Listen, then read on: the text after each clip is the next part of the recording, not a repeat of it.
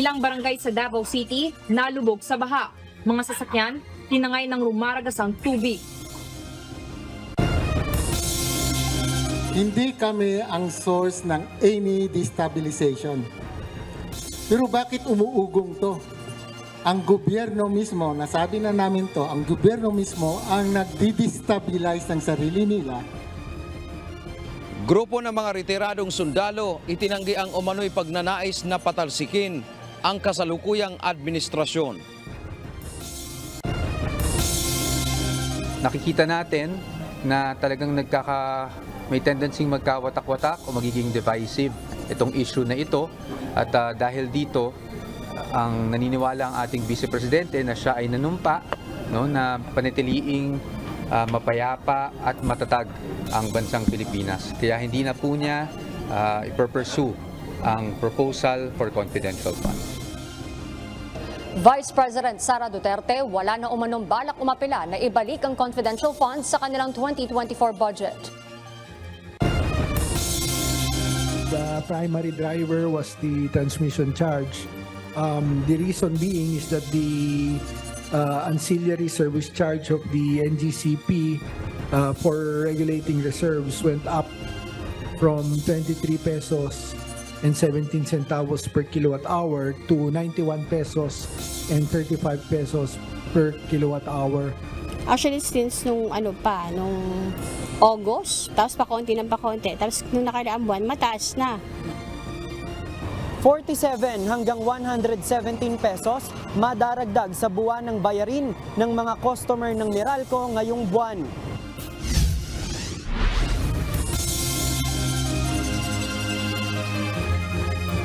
Magandang hapon Pilipinas at sa buong mundo.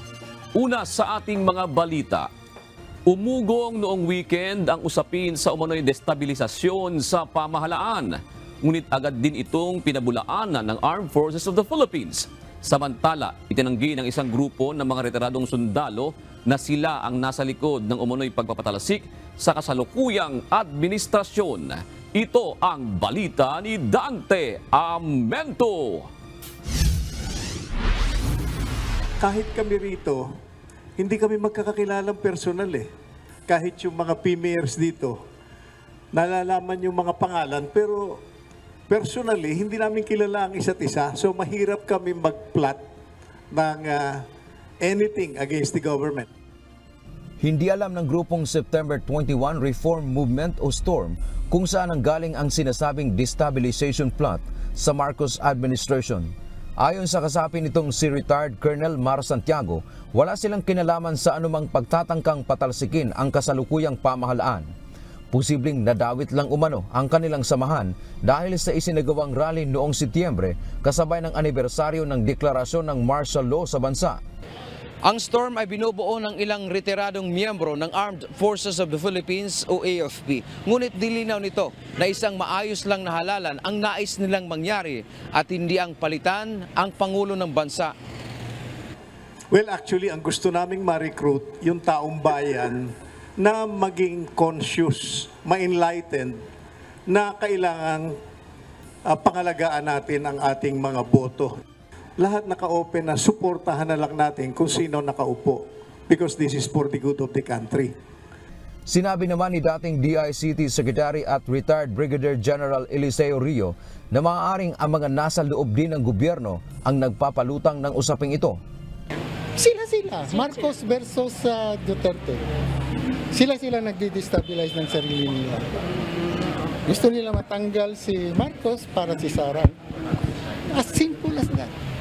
Una nang pinalalahanan ng AFP ang mga uniformed personnel na huwag magpapahikayat sa mga nagnanais ng hindi maganda sa pamahalaan, bagkus manatiling tapat sa sinumpaang tungkulin na protektahan ang bayan at ang mamamayan. Dante Amento, UNTV, News and Rescue. Diyos ang aming sandigan, serbisyo publiko ang aming pinahahalagahan. Walang dahilan ang Philippine National Police upang makilahok sa anumang pagtatangka na patalsikin ang kasalukuyang administrasyon. Ngunit mahigpit ang pakiusap ng pamunuan nito sa mga pulis na manatiling nagkakaisa lalo na sa panahong susubukin sila ng pagkakataon. Ayon kay Chief PNP, sa pamamagitan lamang ng pagkakaisa may isasalba ang bansa sa anumang kakaharaping pagsubok sa hinaharap. Ito ang balita ni Lea Ilagan. Gusto kong magkaisa tayo as an institution. We should be one in this common ground, in trust, unity, and shared commitment to service. Pagkakaisa. Ito ang makahulugang mensahe ni Philippine National Police Chief, Police General Benjamin Acorda Jr. sa 43 bagong opisyal ng PNP sa kanilang oath-taking ceremony sa Campo Crame. Sa kanyang talumpati, sinabi ni Chief PNP na mahalaga ang pagbubuklod ng bawat opisyal at tauhan ng PNP lalo na at maaaring subukin ang kanilang samahan sa mga darating na araw. Bagamat hindi niya sinabi kung ano ang posibleng pagsubok na harapin ng mga pulis o ng institusyon, binigyang diin ito na kailangang maging matibay na nagkakaisa ang bawat tauhan at opisyal ng PNP. I hope this will not be tested in the coming months or days. But if it will be tested, I hope that we are united. Sinabi pa nito na sa pamamagitan ng pagkakaisa, may sasalba ang bansa. Noong nakaraang linggo, umugong ang umano'y posibleng destabilization plot laban sa Marcos administration ng ilang retired generals at inamin ni General Acorda na bahagi ng kanilang counterintelligence effort at monitoring ang impormasyon kaugnay sa destabilisasyon. Payat-payat lumalabas yan and part of our CI effort, kasama naman sa monitoring natin yan. Gayunman, tiniyak nito na nakasuporta ang buong hanay ng PNP kay Pangulong Marcos. Wala din aniyang dahilan para ma-demoralize ang mga pulis. Ang issue naman kaugnay sa military and uniform personal pension system na nakadismaya sa ilang PNP personnel. Patuloy umano itong tinutugunan at inaayos ng ilang ahensya ng pamahalaan. Sa 43 bagong police officers, 14 dito ang mga chemist, 8 ang medical doctors, 6 ang abogado at mayroon ding dentist, psychologist, engineers at pari. Lea Ilagan, UNTV, News and Rescue. Diyos ang aming sandigan, serbisyo publiko ang aming pinahahalagahan. Lusot na sa plenaryo ang panukalang budget ng mga opisina ng Pangulo at Pangalawang Pangulo para sa susunod na taon. Dito sumentro ang pagtatanong ng ilang mambabatas sa kontrobersyal na confidential at intelligence funds. Ang Office of the Vice President o OVP hindi na nila hihingi ng secret funds. Ito ang balita ni Harleen Delgado. Ayaw din ni VP. So, nakausap namin siya, ayaw niyang ibalik din yung confi funds niya. So, it's good in academic. Hindi nahihilingin ni Vice President Sara Duterte na ibalik ang panukalang 500 million pesos na confidential funds para sa 2024 na una nang tinapyas sa Kamara. Inanunsyo ito ni Senator Juan Edgardo Sani Angara na siyang dumidepensa sa 2024 budget sa plenaryo sa Senado. Ayon sa tagapagsalita ng Pangalawang Pangulo, hindi na igigiit pa ni VP Sara ang pagkakaroon ng secret funds dahil nagdudulot lang anya ito ng pagkakawatak-watak. Nakikita natin na talagang may tendency magkawatak-watak o magiging divisive itong issue na ito at dahil dito ang naniniwala ang ating Vice Presidente na siya ay nanumpa na panatiliin mapayapa at matatag ang bansang Pilipinas. Kaya hindi na po niya i-pursue ang proposal for confidential funds. Sa Senate Minority Leader Aquilino Coco Pimentel, ikinatuwa ang desisyon ng Vice Presidente. I commend her, Mr. President, for now categorically stating to this House that it's not a deferral to our wisdom. She does not want it anymore, Mr. President. Pero hirit ni Senator Francis Tolentino, wala na sa OVP kundi nasa Senado na ang bola. The Senate may propose or concur with amendments. So it's no longer lodged with the Office of the Vice President, but the decision should come from this chamber, Mr. President, just to manifest that constitutional provision. Mr. Constitution is on my desk. I don't think I need reminding anymore, Mr. President. Pagkatapos ng deliberasyon sa plenaryo, dadaan sa tinatawag na period of amendments ang budget kung saan maaring magpanukala ng abyenda ang mga senador. Ganoon din sa tinatawag na bicameral conference kung saan aayusin ang magkakaibang probisyon sa bersyon ng Senado at Kamara. Pero ayon kay Senate President Juan Miguel Vic Zubiri, mismong si VP Sara na ang umayaw na ibalik ang hiling na confidential funds ng kanyang opisina. Bago nito, wala pang isang oras inaprubahan din sa plenaryo ang panukalang 10.6 billion pesos na pondo ng Office of the President o OP. Wala naman umanong problema si Senator Pimentel sa hinihiling na confidential fund ng OP. Ngunit ang questionable anya ang hinihiling na 2.3 billion pesos na intelligence funds ng ahensya. Giit ng mambabatas, dapat sa security agencies lang ibinibigay ang intel funds na eksperto sa intelligence gathering. Punto pa ng senador, batay sa joint circular ng Commission on Audit na nagtatakda ng panuntunan sa pag-audit ng intel funds ng mga ahensya ng gobyerno, mismo ang opisina rin ng Pangulo ang mag-aaproba ng paglalabas ng pondo. Your civilian office, wag natin i-confuse yung nature natin na meron tayong intelligence fund. Intelligence funds you monitor. Huwag natin sirain yung controls. Huwag bigyan ng sarili mo. Our President is an Ilocano, so I appeal to his Ilocano nature to review the amounts, also the amounts. As the Commander-in-Chief, he needs to make very crucial decisions. So the importance of information cannot be understated, Your Honor. And the possibility that he gets filtered information should be bypassed or should not be there. Hinimok ng senador ang ilang activist lawyers na tingnan ng posibleng paghahain ng kaso para questionin ang legalidad ng intel funds ng OP. Si Senate President Zubiri naman, pinuri ang isinumitang CIF report ng OP sa Senado bilang pinakadetalyado sa lahat ng mga ahensya ng gobyerno. Harleen Delgado, UNTV News and Rescue. Diyos ang aming sandigan, serbisyo publiko ang aming pinahahalagahan. Samantala, hindi na rin igigiit ng Department of Education o DepEd ang hinihiling na 150 million pesos na confidential fund para sa susunod na taon. Sa deliberasyon ng 2024 national budget sa Senado, binasa ni Senator Pia Cayetano na siyang dumidepensa ng DepEd budget ang opisyal na pahayag ni Vice President Sara Duterte na siya ring kalihim ng kagawaran. Dito, hiniling ng Vice Presidente na ilipat na lamang ang pondo sa National Learning Recovery Program. Ayon kay Senator Cayetano, inilagay sa programang Government Assistance to Students and Teachers in Private Education o GASPE ang 150 million pesos na hiling na confidential funds sa ilalim ng bersyon ng Kamara.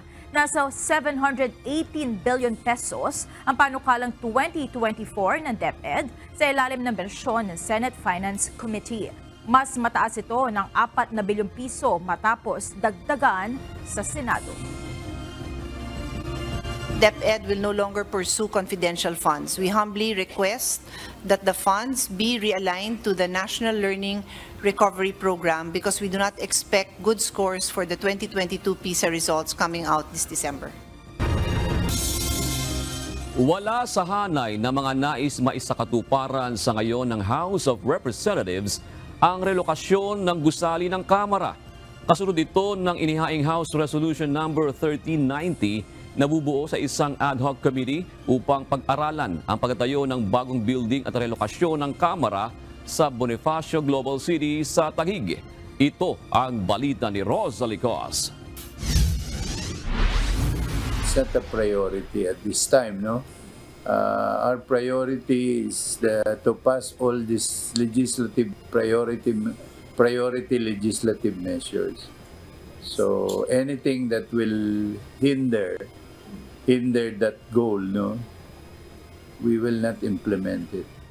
Hindi prioridad ng House of Representatives ang paglilipat o pagpapatayo ng bagong gusali para sa institusyon. Ito ay lalo na't marami pang prioridad na panukalang batas na dapat maipasa ang Kamara sa ilalim ni House Speaker Martin Romualdez at Pangulong Bongbong Marcos Jr. Giit ito ni House of Representatives Secretary General Reginald Velasco matapos ihain kamakailan sa Kamara ang House Resolution number 1390 Nabubuo ng isang ad hoc committee upang pag-aralan ng pagtatayo ng bagong gusali para sa House of Representatives at relokasyon ng Kamara. Nakasaad ditong dapat ikonsidera ng House of Representatives ang paglipat sa Bonifacio Global City sa Taguig na malapit sa bagong Senate building. Batay sa resolusyon, mahalaga ang accessibility sa public transport ng lahat ng mambabatas, empleyado at bisita ng House of Representatives. Gayunman, ayon kay House Secretary General Velasco, hindi madaling ilipat ang isang institusyon na may libu-libong empleyado. It's not just the congressman, but their own staff, no? The congressional staff, and then the House of Representatives Secretariat. No? We're talking about including security guards and third-party concessionaires. We're talking about 10,000 people.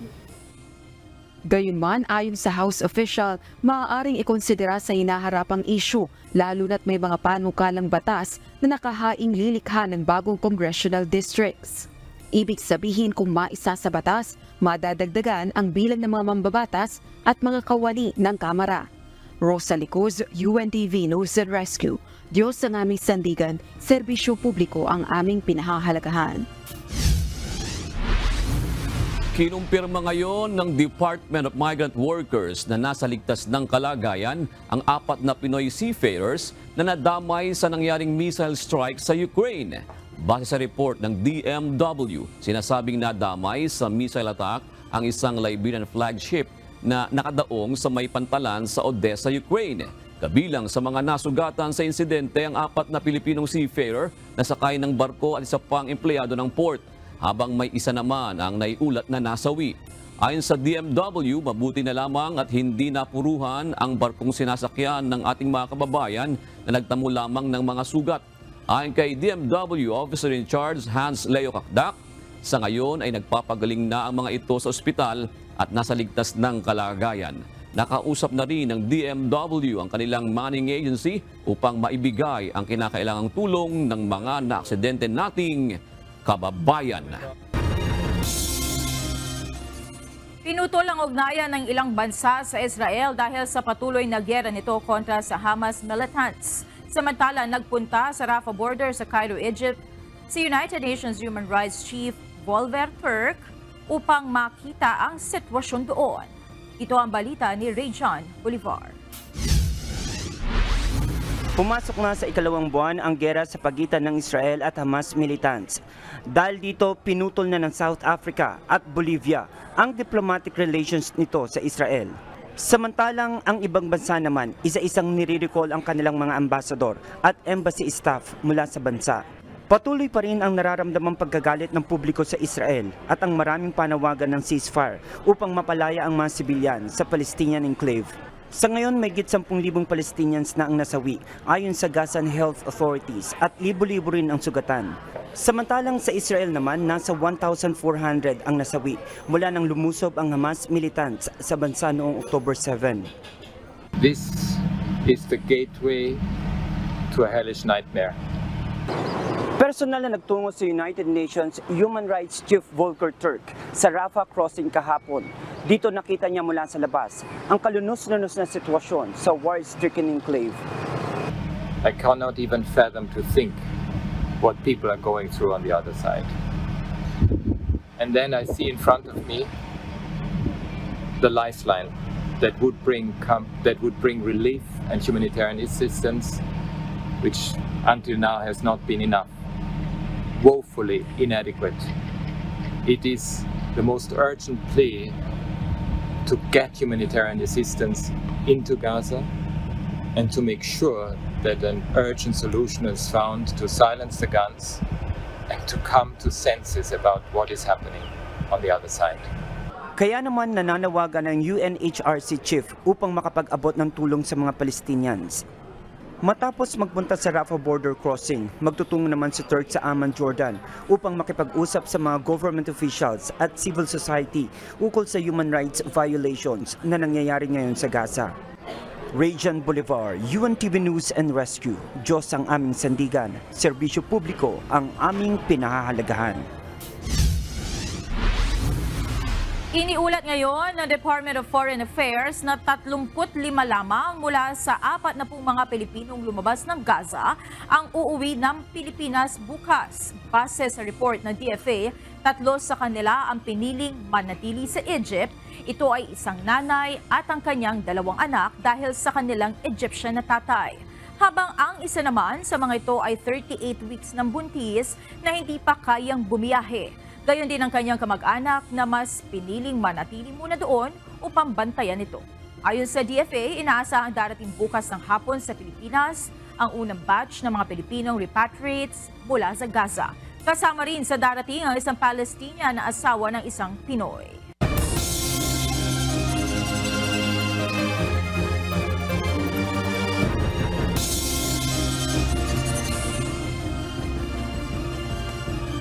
Magpapatupad ng dagdag singil sa kuryente ngayong buwan ang Meralco.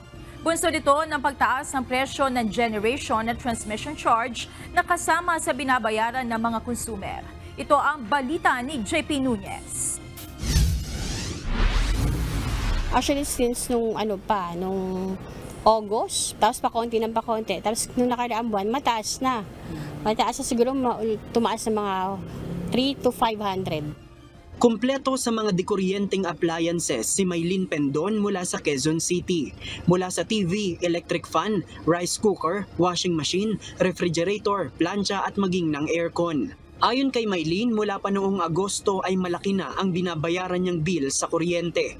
Kung dati ay umaabot ng nasa 1,400 pesos ang kanyang buwanang bill sa kuryente, ngayon umaabot na ito ng halos 2,000 piso. Ito ay kahit nagtitipid na siya sa konsumo.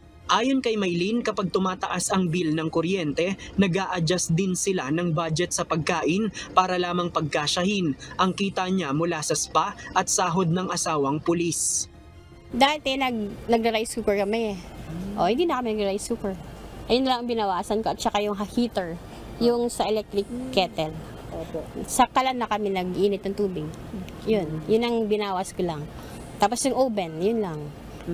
Instead na dati halos every day kami nagpapainit ng pandesal. Yun, ang ginagawa ko once a week na lang.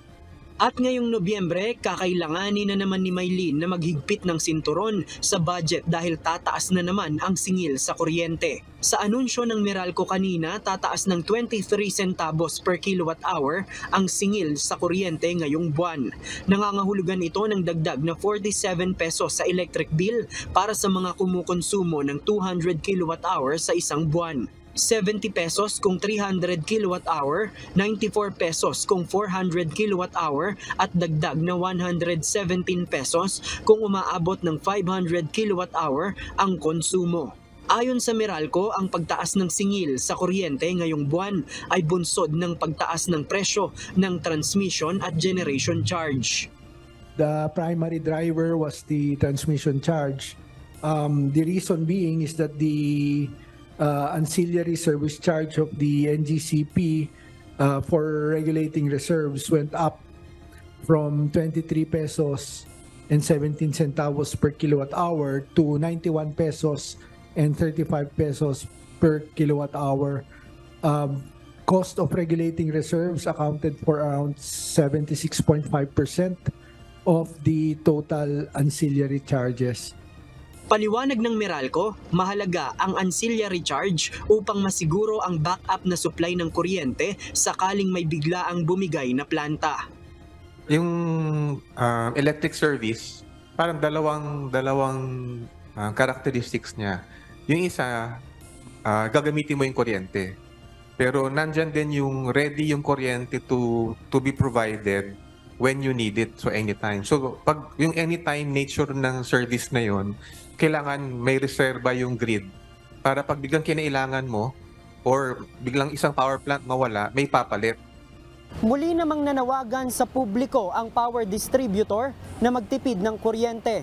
Bagaman inaasahan na mas bababa ang konsumo ng mga consumer tuwing bare months. JP Nunez, UNTV, News and Rescue. Diyos ang aming sandigan, serbisyo publiko ang aming pinahahalagahan.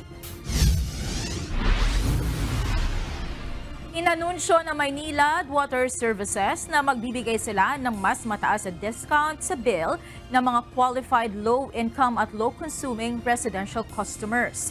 Ayon sa Maynilad, ipatutupad nila ang Enhanced Lifeline Program simula sa January 1, 2024. Sa ilalim ng ELP, ang mga Lifeline customers ay maaaring mag-apply para sa mas mataas na discount sa kanilang water bill. Kasama dyan ang mga nasa marginalized sector at mga benepisyaryo ng 4Ps gaya ng itinakda ng Department of Social Welfare and Development.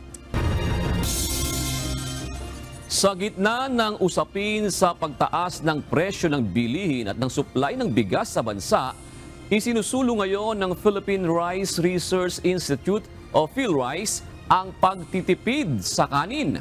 Kaya naman may nais na buhaying panukalang batas ang ahensya para sa mga mahihilig mag-only rice, ngunit hindi naman iniubos ang kanin sa kanilang mga plato.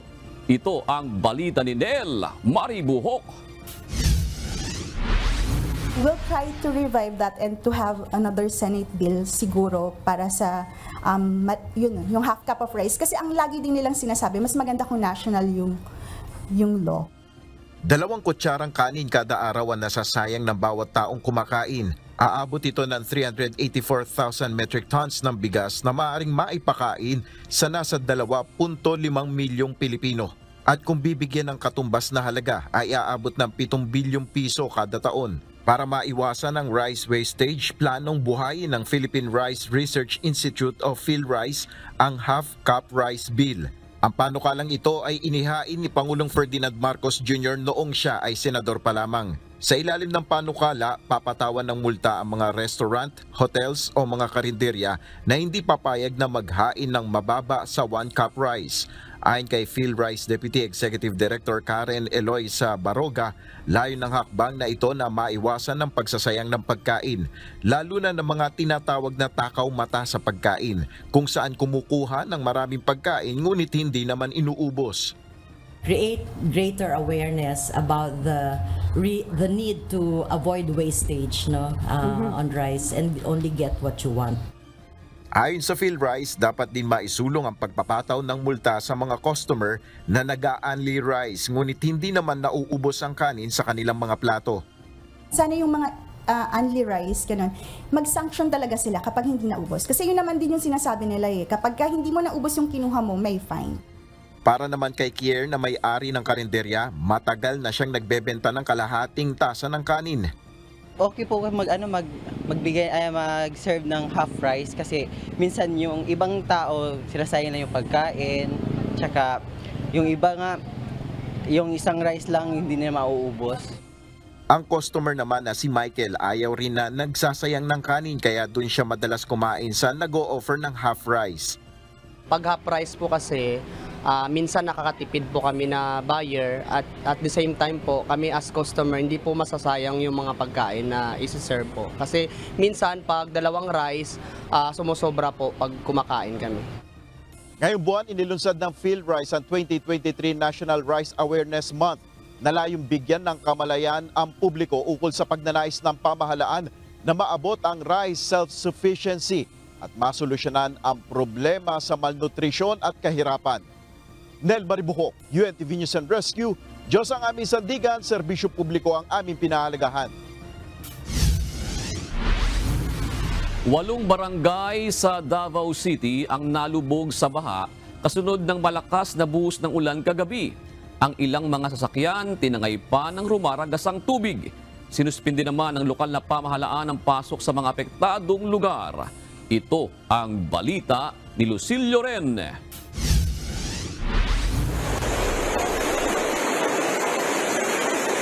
Matinding pag-ulan at hangin na sinabayan pa ng makailang beses na pagkulog at pagkidlat.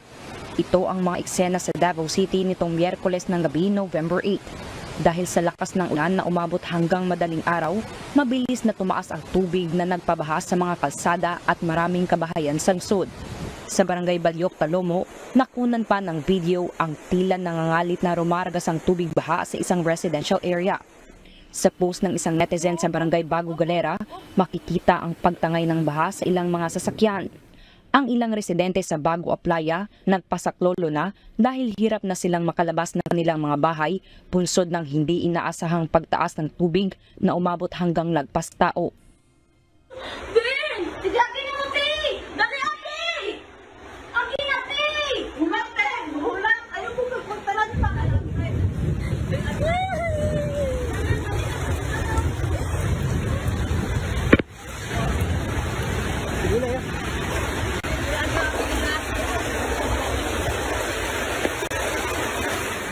Dahil sa matinding pag-ulan, umabot sa Code Orange ang Lipadas River na mas lalong nagpabaha sa mga lugar malapit sa ilog. Kabilang sa mga apektadong barangay ay ang Barangay Bago Galera, Bago Aplaya, Talomo Proper, Matina Aplaya, Maa, Balyok at Barangay Santo Niño. Doon nakita yung mga pipila ka mga areas kung asa ato ang gideploy ang ato ang mga responders, barangay responders, volunteer responders, and as well as our urban search and rescue.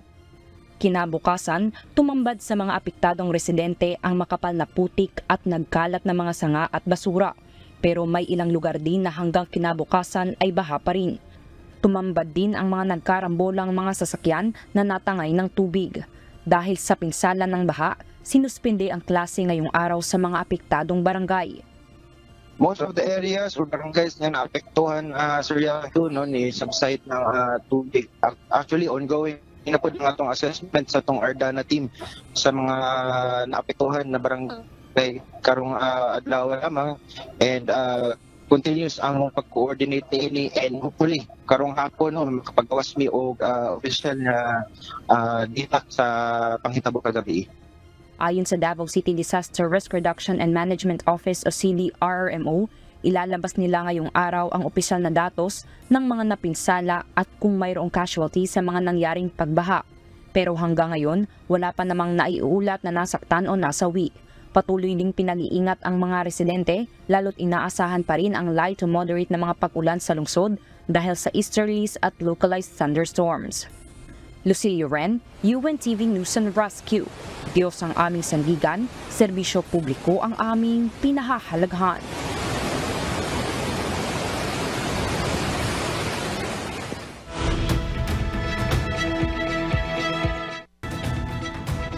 Mahihirapan nang ibalik ang Black Sea Initiative ayon kay United Nations Chief Antonio Guterres. Kaya naman sa ngayon gumagamit ang Ukraine na ibang paraan upang makapaglabas ng kanilang mga produkto. Ito ang balita ni Early Briones. Patuloy na lumalala ang global food crisis. Ito ay dahil isa ang Ukraine sa major grain exporters, habang ang Russia naman ay isang malaking supplier ng fertilizers sa mundo. Subalit dahil sa patuloy na giyera sa pagitan ng dalawang bansa, hindi madaling makakapaglabas ng produkto mula sa Ukraine ng ligtas. Kaya naman patuloy ang United Nations at Turkey sa pagsusulong ng Black Sea Grain Deal. Ipinatupad ang Black Sea Grain Initiative noong July 2022 upang tulungan ng Ukraine na makapag-export ng kanilang mga produkto sa ibang bansa sa kabila ng laban nito kontra Russia. Subalit matapos lamang ang isang taon, umatras ang Russia sa kasunduan at inirereklamo na ang sarili nitong mga food products at fertilizer exports ay hindi rin madaling mailabas dahil sa mga sanctions na ipinataw sa bansa. Bagaman hindi napipigilan ang Russia sa food at fertilizer exports, mayroon naman itong restrictions pagdating sa payments, logistics at insurance. Sa ngayon, nagkaroon ang Ukraine ng temporary export corridor noong August upang makapag-export gamit ang alternatibong paraan. Dito, nakapag-export na ang Ukraine ng 700 metric tons ng trigo. Samantala, sa loob naman ng isang taon sa ilalim ng Black Sea Grain Deal, nakapag-export ang Ukraine ng nasa 33 million metric tons ng trigo. Early Briones, UNTV News and Rescue. Diyos ang aming sandigan, serbisyo publiko ang aming pinahahalagahan.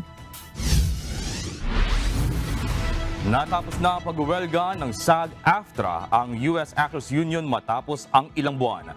Kasunod ito ng pagkakaroon ng kasunduan sa pagitan ng SAG-AFTRA at ang Alliance of Motion Picture and TV Producers o AMPTP. Panawagan ng mga aktor ang mas magandang sweldo at proteksyon sa paggamit ng AI. Opisyal na nagtapos ang strike ngayon at iba pang impormasyon ay ilalabas matapos ang isang pagpupulong sa Biyernes. Kinakatawan ng SAG-AFTRA ang nasa 160,000 members ng entertainment industry, kaya naman malaki ang naging abala nito sa filmmakers. Magkakaroon ng pag-uusap sa pagitan ni US President Joe Biden at Chinese President Xi Jinping sa darating na APEC Summit sa susunod na linggo. Inaasahan naman ng mga US official na mapabuti ang usapan ukol sa militar ng dalawang bansa. Ito ang balita ni Daryl Angeles. Isang taon na ang nakalilipas nang huling magkita ng personal si US President Joe Biden at Chinese President Xi Jinping sa G20 Summit sa Bali, Indonesia. Kaya naman inaabangan ng lahat ang napipinto nitong pagkikita sa darating na Asia-Pacific Economic Cooperation o APEC Summit sa susunod na linggo. Hangad ng pag-uusap na ito ng dalawang pangulo na patatagin ng maigting na ugnayan sa pamamagitan ng pagkikita ng personal sa pangalawang pagkakataon sa loob ng halos 3 taon. Bagamat walang inaasahang malaking breakthroughs, ang pagkikitang ito ay maaaring senyales ng pag-unlad ayon sa mga eksperto. Gaya na lamang ng pagtaas ng mga commercial flights sa pagitan ng mga bansa o mga hakbang tungo sa pakikipagtulungan sa mas malalaking issue. Nagpahayag naman ang mga opisyal ng Estados Unidos ng ilang optimismo na mapapabuti ng pagpupulong na ito ang naputol na komunikasyong militar ng dalawang bansa. Ngunit naniniwala rin ang mga opisyal na ang pag-restore ng isang totoong functional na pag-uusap militar sa pagitan ng dalawang global powers ay maaari pang magtagal. Daryl Angeles, UNTV News and Rescue. Diyos ang aming sandigan, serbisyo publiko ang aming pinahalagahan. Better experience at shorter ticket lines ang mararanasan ng mga turista sa Singapore dahil sa inilunsad na Tourism Industry Digital Plan o IDP. Makatutulong ito upang lalong maging kaaya-aya ang mga tourist attractions sa bansa sa pamamagitan ng paggamit ng mga interactive displays. Layon ng IDP na makapagbigay ng easy-to-use, step-by-step guide sa bawat atraksyon. Ang self-service ticketing kiosk na may facial recognition ay available na rin at makatutulong sa guest check-ins at payment process. At yan ang mga balitang mula sa iba't ibang panig ng mundo. Ako si Jack De Ocampo, magandang gabi.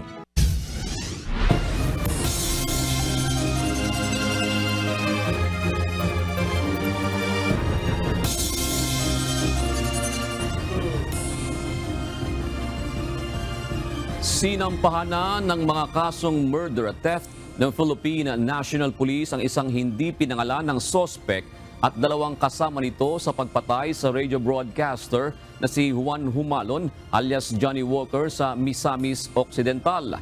Ayon kay PNP Public Information Office Acting Chief Police Colonel Gene Fajardo, nasa Prosecutor's Office na ng Misamis Occidental ang kaso laban sa 3 sospek. Land dispute ang isa sa tinitingnang motibo ng PNP.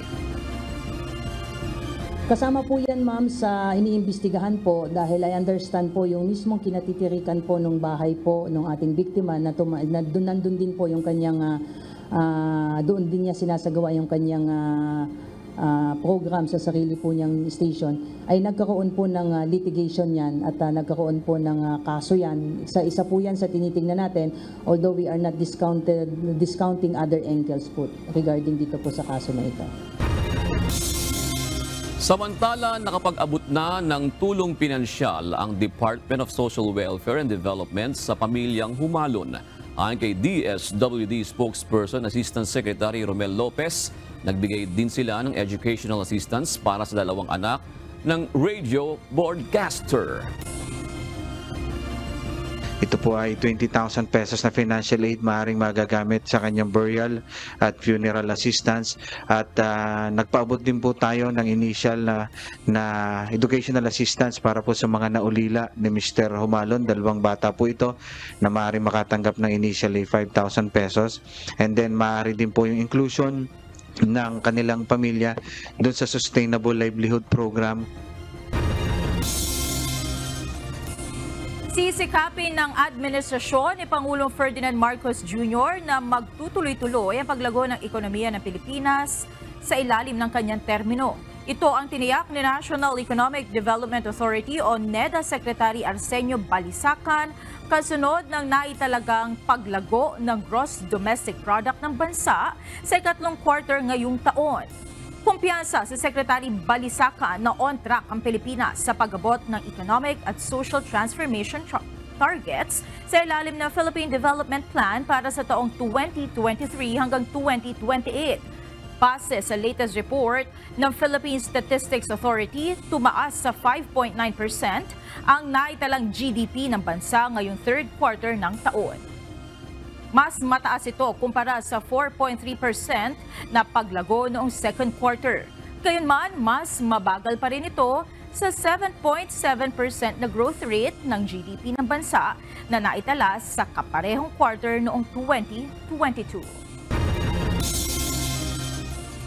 Pinaghihinala ang inside job ang nangyaring pag-atake sa website ng House of Representatives noong Oktubre ayon kay House Secretary General Reginald Velasco. Isa sa mga administrator umano ng website ng Kamara ang nahakang email o ginagamit na cellphone.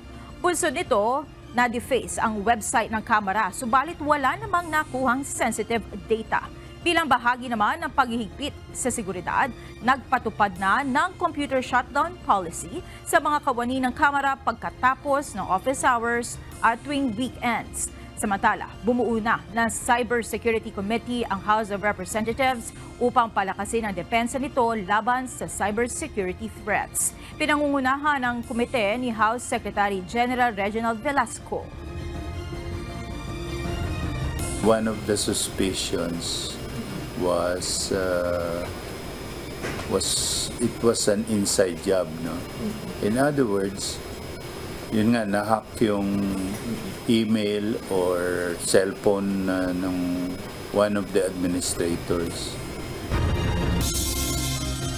Inaasahang ilalabas ng Commission on Elections o COMELEC bago matapos ang buwang ito ang desisyon sa kaso ng mga nanalong kandidato sa nakaraang barangay at sangguniang kabataan elections na sinuspindi ang proklamasyon. Sa huling ulat ng COMELEC, 101 ang mga nanalong hindi pa napoproklama dahil sa nakabimbing kasong diskwalifikasyon. Karamihan ng mga ito ay mula sa National Capital Region at Region 4A o Calabarzon Region. Mayroon din sa Cordillera Autonomous Region o CAR, Regions 2, 3, 4B at iba pa. Ayon kay COMELEC Chairman George Erwin Garcia, masusi nilang pinag-aaralan ngayon ang mga kaso. Dapat yan before makapag-formally assume, which is sabi ni Secretary Benhar Abalos ay in 3 weeks. In fact, tinanong din kanina ni Com Ernest yun kung kailan ba yung 3 weeks. So sabi natin mga before the end of November.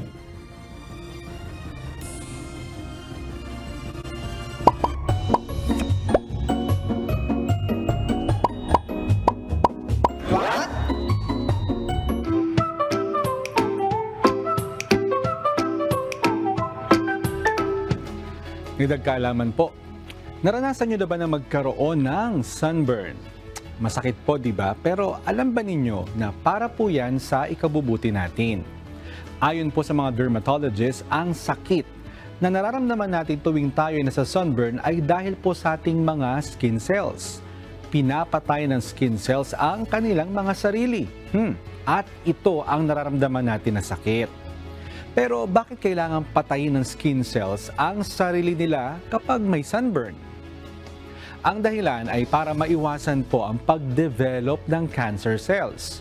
Kung hindi papatayin ng skin cells ang kanilang sarili kapag tayo ay nasa sunburn, a cancer-prone phenotype could arise. Ayan. At ayaw po natin na magkaroon tayo ng cancer, di po ba? Kung hindi naman natin maiwasan na magbabad sa araw, mas mabuti na gumamit na lamang po ng sunscreen. Ayon sa mga eksperto, kung ayaw mo na magmukhang losyang agad, gumamit ka ng sunscreen. Mapababae o lalaki ka man, importante po ang sunscreen. Ang ipinapayo ng mga dermatologists, gumamit ng sunscreen na may SPF 30 o higher. SPF stands for Sun Protection Factor. i-apply mo kapag may kipag-date ka, mag-outing kayo ng barkada o di kaya ay lalabas lang ng bahay. Kapag gumamit ka ng sunscreen, abay hindi ka agad magmumukhang matanda dahil protektado ang mukha mo laban sa araw. Sana may natutuhan kayo at laging tatandaan, mapalad ang tao na nakakasumpong ng karunungan at ang tao na nagtatamo ng kaunawaan.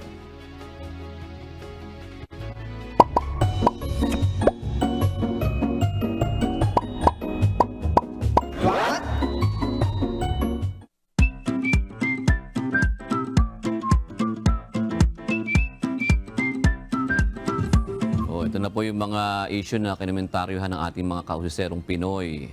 Nanahin na natin. Sino ba sino ba yan? Sabi po ni RD, hinggil sa taas, hinggil sa kuryente.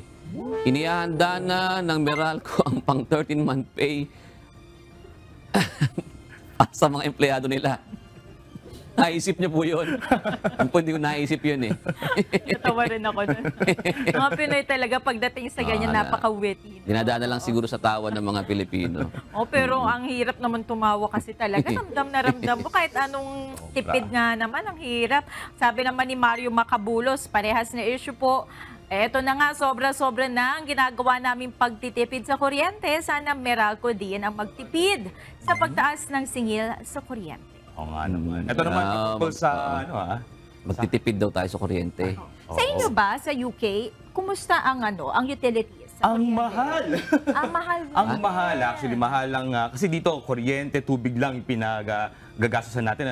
Doon, meron ka pang gas para dun sa heat mo, kapag winter. Ayun, nakatubo na. Nakatubo na rin yun. So, yung mga tao doon, para makatipid, halimbawa ngayon, medyo palamig na, minsan pumapalo ng 1 degree Celsius, 2 degrees, 3 degrees, 5 degrees sa umaga. Pero hindi pa binubuksan yung heating system kasi nga mahal yung gas. So ginagawa, nagle-layer. Kaya kahit nasa loob ng bahay, naka-jacket, naka-parang dressing gown, para makatipid.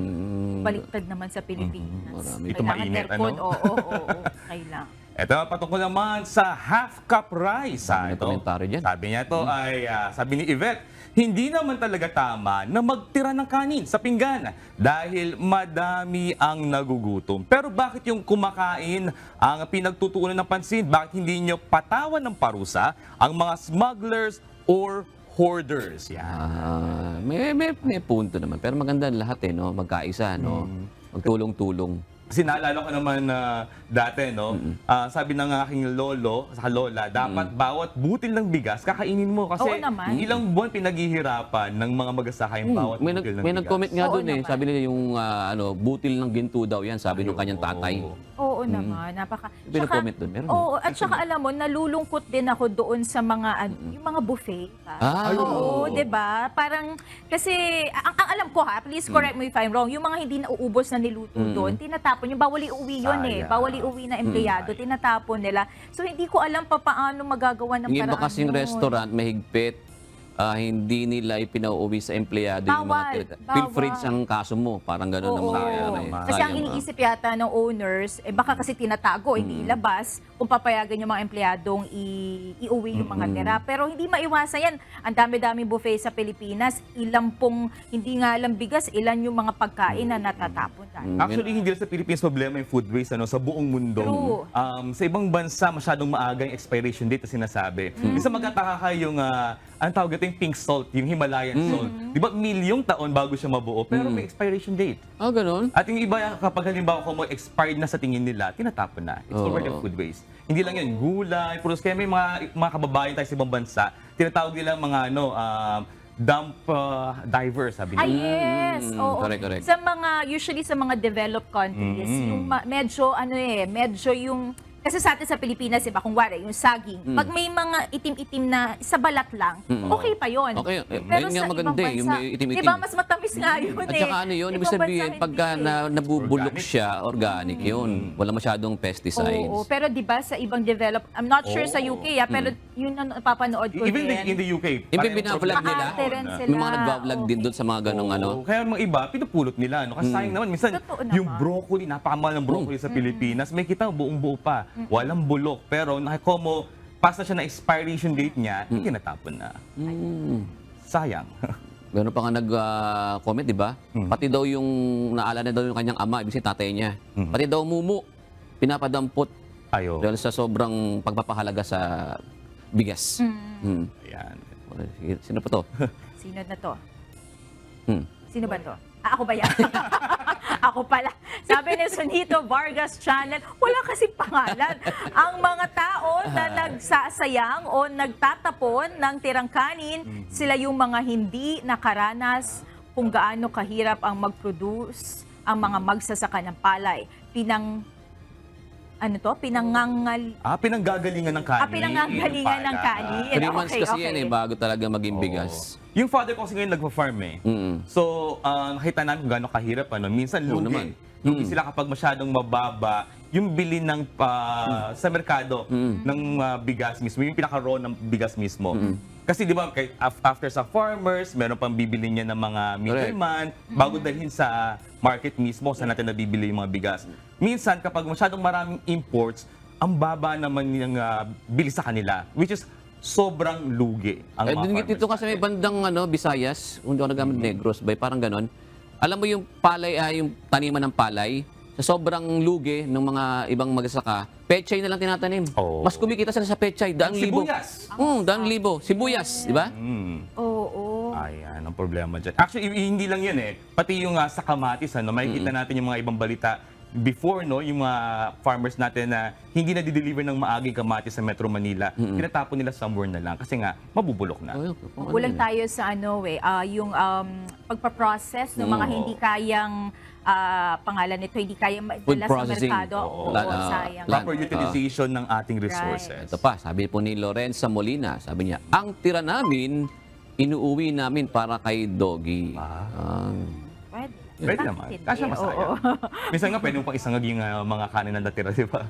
Pero mag-ingat kasi alam ko may mga certain food, lalo dun sa mga may breed na aso, may mga certain food na bawal yung sa amin, yung aso namin, bawal dun yung maalat. Hindi namin pinapakain. Kung ano yung kinakain ng tao na regular, may toyo, patis, hindi namin ano lang talaga, kung ano lang yung lasa ng natural na pagkain yun lang. Very sensitive kasi yung ibang mga aso. Nagluluha sila, ganun, parang ganun. Mag-shoutout na po tayo sa ating mga kasambahan na nakasama ngayong araw. At dumarami na ang ating mga kausi So mag-shoutout na po tayo. Unahin na natin si Roberto Triñanes, Maria Luz Gadong, at si Jose Regla. Regla, ibig sabihin rule yun, di ba? Batas. Si Jose ay batas, yan. Si Marivet Quezon. And of course, happy viewing rin naman kanila Liza Yamado at Clemente Naldas Jr. Hanggang bukas po ulit. Maraming salamat sa pagtutok. At narito ang mga isyong dapat abangan mamaya sa Y News. The House of Representatives creates a new cybersecurity committee to bolster its defenses against cyber threats. U.S. Secretary of State Antony Blinken warns Israel against reoccupying Gaza after the war with Hamas ends. How does Israel Prime Minister Benjamin Netanyahu's claim of overall security responsibility for Gaza aligns with Blinken's outlined post-conflict elements? You will want to hear it. Plus, Ukraine President Volodymyr Zelensky remains optimistic about his country's ability to deliver battlefield results before entering another year. It's all coming up tonight. Discover the reasons behind the stories on Y News 8:30 p.m. only here on UNTV News and Rescue.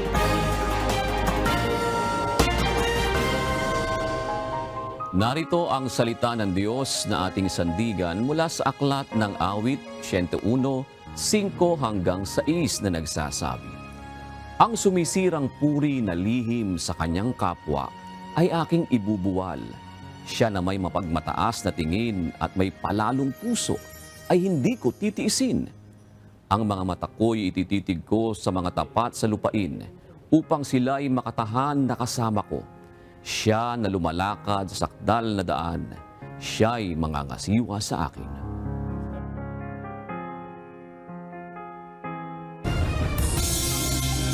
At yan ang naging kabuuan ng ating balitaan ngayong gabi. Aming inilahad ng buong katapatan kung paano namin nasaksihan.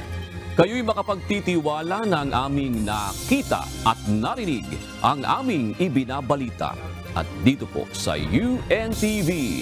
Diyos ang aming sandigan, serbisyo publiko ang aming pinahalagahan. Magandang gabi po.